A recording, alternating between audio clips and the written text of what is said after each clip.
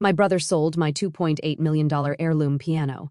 I kept calm, exposed truth, reclaimed it, and rebuilt us. The text arrived at 3:47 p.m. on a Tuesday, right as I was finishing a Bach invention with my private student. 16-year-old Sophie was struggling with the fingering in measure 12 when my phone buzzed on the piano bench beside me. "Sold your piano for $500. We need the money. Do not make a scene about it, Jake." I stared at the screen for exactly 10 seconds before my student noticed my sudden stillness. "Miss Hartwell, are you okay?" I forced a smile and slipped the phone into my jacket pocket. "Let us work on that left-hand passage again, Sophie. Remember, it is all about the wrist motion." But my mind was not on Bach anymore. It was on the 1925 Steinway Model M that had been sitting in my parents' living room for the past 3 years. The piano I had been restoring piece by piece, the piano my grandfather had left me in his will, the piano worth $2,800,000 that my brother had just sold for $500 after Sophie left. I sat alone in my teaching studio and typed back, "I understand." Jake's response was immediate, finally being reasonable. Mom and Dad are relieved. I almost laughed. Reasonable? If only he knew what reasonable actually looked like. 27 minutes later, my phone rang. An unknown number with a Manhattan area code. "Hello? Is this Elena Hartwell?" The voice was cultured, excited. "My name is Charles Morrison from Morrison and Associates Fine Arts. I believe I just purchased a piano that belongs to you." My heart started beating faster. "What kind of piano?" "A 1925 Steinway Model M, serial number 241,847. The gentleman who sold it to me mentioned it belonged to his sister, but when I got it back to my workshop..." He paused, and I could hear him moving around. "Miss Hartwell, are you aware of what you have here?" "Tell me." "This is not just any Steinway. This is one of the experimental models from Steinway's golden period. The soundboard is original Sitka spruce. The action is completely intact in the case." Another pause. "Miss Hartwell, this piano was owned by Vladimir Horowitz from 1926 to 1943. I found the authentication papers tucked inside the bench." The room spun slightly. "What did you say?" "Vladimir Horowitz, one of the greatest pianists who ever lived. He owned this piano during some of his most famous recording sessions. There are only 3 of these experimental Steinways known to exist, and this is the only one in private hands." I closed my eyes. My grandfather had never mentioned Horowitz. He had only told me it was a good piano that had some history. But Grandpa had always been modest about his possessions. He had grown up during the Depression, when talking about valuable things made you a target. "Mr. Morrison, what is a piano like that worth?" "Conservatively, $2,800,000 at auction, possibly more. Miss Hartwell, your brother sold me a museum-quality instrument for $500. I leaned back in my chair, staring at the ceiling of my modest teaching studio. The irony was not lost on me. Here I was, sitting in a small room with second-hand furniture and worn carpet, while my family thought I was too poor to own anything valuable.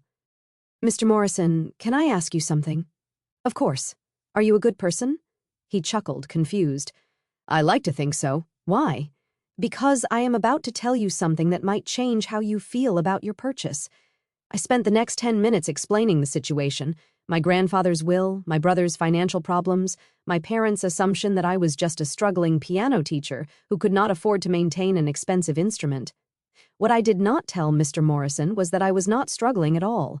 Elena Hartwell, the piano teacher, was just my public persona.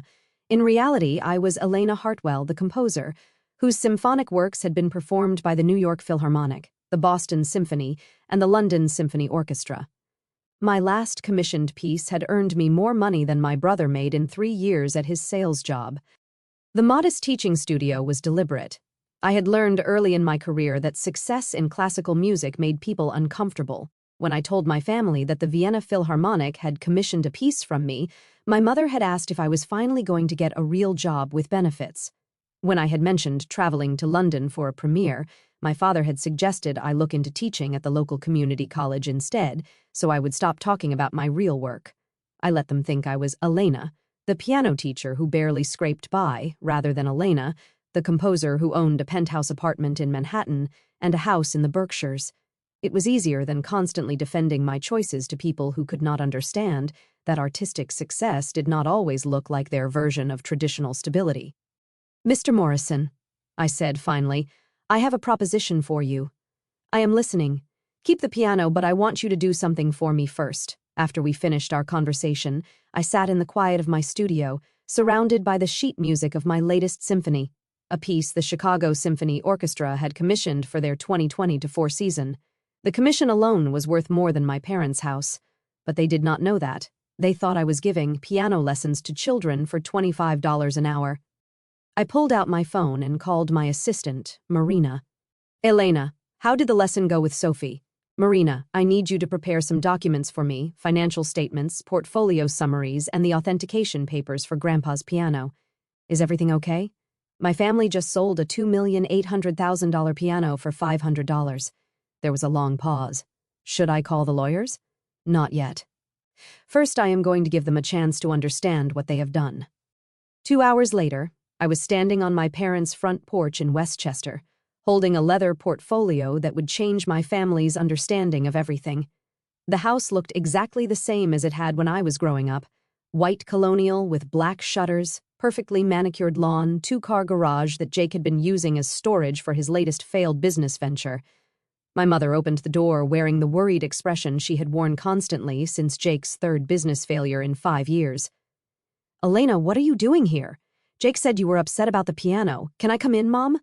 She stepped aside, and I could see my father in his usual recliner, reading the Wall Street Journal with the intense concentration of someone who understood numbers but had never quite figured out how to make them work in his favor. Jake was sprawled on the couch, scrolling through his phone with the satisfied expression of someone who thought he had solved a major problem. The living room felt smaller than I remembered. The space where the Steinway had stood for 3 years was now occupied by a folding table covered with Jake's business papers, invoices, contracts, and what looked like a stack of overdue notices. "Elena," Dad said without looking up from his paper, "we are sorry about the piano, but Jake needed the money for rent. We could not let him get evicted again." "It is okay, Dad." Jake looked up from his phone, and I could see the relief on his face. "See, I told you she would understand. It was just sitting there, collecting dust anyway. Nobody ever played it." That stung more than it should have. I had played that piano every time I visited, usually late at night when the rest of the family was asleep. Some of my best compositions had started with late-night improvisations on those keys, but they had never noticed because they were never awake to hear it. "Besides," Jake continued, "it is not like you could afford to keep it maintained properly. Those old pianos need constant tuning, climate control, all kinds of expensive stuff." I sat down across from him and placed the portfolio on the coffee table. "Jake, who did you sell the piano to?" "Some antique dealer from the city." Guy seemed to know what he was talking about. Said it was a nice piece, but needed work. "What was his name?" "Morrison something. Charles Morrison, I think." "Why?" I opened the portfolio and pulled out the first document, Charles Morrison's business card and a detailed biography. Charles Morrison from Morrison and Associates Fine Arts, one of the most respected piano dealers in the world. He is the guy the Metropolitan Opera calls when they need to authenticate historical instruments. Jake shrugged, but I could see uncertainty creeping into his expression. So he called me after he got the piano back to his workshop. My father finally looked up from his newspaper. "Called you? Why? To tell me what you actually sold him?" I handed Jake the authentication papers. These were hidden inside the piano bench. Mr. Morrison found them during his initial inspection. I watched Jake's face as he read. His expression moved from confusion to disbelief to something approaching panic. This says the piano was owned by Vladimir Horowitz." "That is right." My mother sat down heavily in the chair next to my father. "Who is Vladimir Horowitz?" "One of the greatest pianists who ever lived, Mom. He owned Grandpa's piano from 1926 to 1943, used it for some of his most famous recordings." The room was silent except for the ticking of the grandfather clock in the corner, another antique that had belonged to my grandfather, though thankfully one that Jake had not decided to sell. "Elena," my father said slowly, "what is a piano like that worth?" I pulled out the formal appraisal document and handed it to him.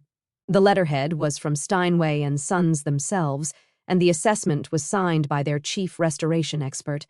The number at the bottom made him actually gasp, $2,800,000. "That is the conservative estimate," I said quietly. "At auction, with the Horowitz provenance, it could go significantly higher." Jake was staring at the papers like they might spontaneously combust. But I only got $500. Because you sold a museum-quality instrument to someone who assumed you knew what you were selling. My mother was pale, her hands shaking slightly as she reached for the appraisal. Elena, we had no idea. Your grandfather never said anything about...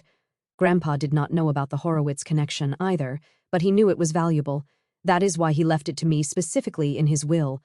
Jake stood up abruptly, pacing to the window that overlooked the backyard where we had played as children. We have to get it back. We have to tell this Morrison guy there was a mistake. Actually, I said, we do not. Everyone turned to look at me.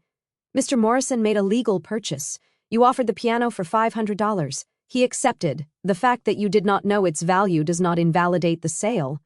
Jake spun around, his face flushed. So we just lose almost $3 million because I did not know? You lose almost $3 million because you sold something that was not yours to sell. The words hung in the air like smoke. My father's face went from confused to angry to something approaching shame. What do you mean, was not his to sell? I pulled out the copy of my grandfather's will, highlighted in yellow where it specifically mentioned the piano. Grandpa left the piano to me. Jake had no legal right to sell it. But it was in our house, my mother protested. It has been here for 3 years. Because I asked you to keep it here while I was establishing my career and traveling for work. I was paying for its maintenance, its insurance, even the climate control system Dad installed in the living room.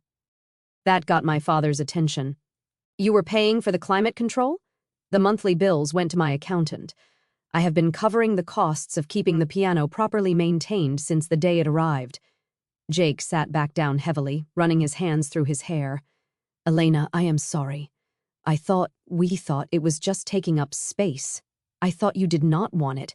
You never asked what I wanted. You never asked if I could afford the maintenance. You just assumed that because I teach piano lessons, I must be broke. Well, are not you? The question came from my father, and it was not mean-spirited. He genuinely seemed confused. I almost laughed. No, Dad, I am not broke. But you live in that tiny apartment, and you drive that old car, and you are always talking about budgeting for things. Because I am careful with money. Because I learned from watching you struggle when your business went under in 2018. Because I do not believe in spending money just to impress people. My mother leaned forward. Elena, if you are not struggling, why did you not help Jake with his rent? Because Jake never asked for help. He just took something that belonged to me and sold it. We can fix this, my father said firmly, the problem solver in him emerging. We will call this Morrison fellow, explain the situation. Surely he will understand. I smiled. I already called him, Dad. And I reached into my purse and pulled out a cashier's check, placing it on the coffee table where everyone could see it. $2,800,000. Pay to the order of Elena Hartwell. My mother actually whispered, He paid you. He paid me. Jake was staring at the check like it was a mirage. But why? He already bought it for $500. Because he is an honest dealer who does not profit from other people's mistakes. And because I made him a different offer. What kind of offer? My father asked. I pulled out the final document from the portfolio. A contract between Morrison and Associates and the Elena Hartwell Foundation. I sold him the piano for its full appraised value with conditions. He has to display it in his showroom with a plaque explaining its history. Music students can schedule time to play it. It stays available for the public to experience. Why would you do that? Jake asked. Because Grandpa would have wanted it to be heard, not locked away in someone's private collection. And because... I paused, looking at each of their faces. Because I do not actually need the money. The silence that followed was profound. What do you mean? My mother asked carefully. I reached for my phone and opened my banking app, turning the screen so they could all see the balance. The number made Jake actually choke on air, $4,200,000. That is just my checking account, I said quietly. My investment portfolio is significantly larger. My father set down his newspaper completely, staring at me like I was a stranger. Elena, how is that possible? I am a composer, Dad. I write symphonic music. The New York Philharmonic performed my 3rd symphony last season. The Chicago Symphony commissioned my 4th. I have contracts with orchestras in Boston, London, Vienna, and Berlin. Jake found his voice. But you are a piano teacher. I teach piano because I love teaching, but it is not how I make my living. How much? My mother started, then stopped herself. How much do I make? Last year, my commissions totaled $1,800,000. That is not including royalties from recordings or performance fees. The room was silent again. My father was staring at the check on the coffee table, my mother was staring at me, and Jake was staring at his phone like it might have answers. "Why did you not tell us?" my father asked finally. I looked around the living room where I had grown up, at the family photos on the mantel, at the space where my grandfather's piano had sat for 3 years, while I paid thousands of dollars to keep it in perfect condition. Because every time I tried to talk about my work, you would ask when I was going to get a real job. Because when I mentioned traveling for performances, you would suggest I find something more stable. Because you seemed to think that being an artist meant being broke. My mother's eyes filled with tears. "We were trying to help." "I know, but I did not need help. I needed you to trust that I knew what I was doing with my life." "So, when you said you were budgeting," my father started. "I was budgeting for a new house in the Berkshires. When I said I could not afford to go on vacation with you last summer, it was because I was recording an album with the London Symphony Orchestra." Jake was still processing. "So what happens now? Now you learn that actions have consequences. You stole and sold a multi-million-dollar instrument. That is grand theft. It is a felony." "Elena," my father started, but I held up a hand. "However, since I got full compensation and Mr. Morrison is happy with his purchase, I am not pressing charges. But this is the last time any of you make decisions about my property without asking." "We understand," my mother said quickly. "Do you? Because this is not just about the piano. This is about respect, about seeing me as an adult who is capable of managing her own affairs." I stood up and gathered the documents, leaving the check on the table. "I am going to leave this with you for tonight." "Why?" Jake asked. "Because I want you to think about what almost happened. You almost stole $3 million from your sister because you assumed she was too unsuccessful to own anything valuable." "Elena, we are sorry," my father said. "We had no idea you were doing so well." "That is exactly the problem, Dad. You never asked. You just assumed that because my life looks different from yours, it must be wrong." I headed toward the door, then paused. "Oh, and Jake, Mr. Morrison has your information on file. If you ever try to sell something that belongs to me again, he will be calling the police immediately. So will every other reputable dealer in the country." "Elena, wait," my mother called. What about us? Are we okay?" I turned back to look at them, my brother, who had stolen from me without a second thought because he assumed I had nothing worth stealing. My parents, who had enabled him because they thought I could not afford to own anything valuable. But I also saw the shame on their faces, the genuine confusion and regret. These were people who had raised me, supported my early music education, driven me to lessons and recitals even when money was tight. "We are family," I said finally, "but things are going to be different from now on." "Different how?" "Different in that you are going to start treating me like the successful adult I have been for the past 5 years. Different in that you are going to ask before making assumptions about my life. And different in that if you need help, you ask for it instead of taking it." 3 days later, my mother called. "Elena, I have been thinking about what you said, and I looked up your symphonies online. I found recordings on Spotify." Her voice was thick with emotion. "Sweetheart, I had no idea. They are beautiful." I was sitting in my penthouse apartment, looking out at Central Park, working on the orchestration for a piece that would premiere at Carnegie Hall in 6 months. "Thank you, Mom. I found articles about you, too, reviews from the New York Times, interviews in classical music magazines. They call you one of the most promising composers of your generation. I am just doing what I love. But why did you not tell us? Why did you not show us these articles, these recordings?" I set down my pencil and leaned back in my chair. "Because when I tried to share my excitement about a good review, you would change the subject to ask if I had thought about applying for jobs at the local school district. When I mentioned that a symphony had been well received, you would suggest I use my musical skills to teach elementary school. We were worried about your financial security. I understand that, but I needed you to trust that I could create my own security. Elena, I am proud of you. I am sorry it took us so long to say that." A week later, Jake called. "Elena, I have been thinking about the money, the check you left. What about it?" "I cannot take it, not all of it. I know I screwed up, but taking $3 million from my sister, that is not who I want to be." I was surprised. "What are you proposing?" "Keep most of it, but let me take enough to get back on my feet properly.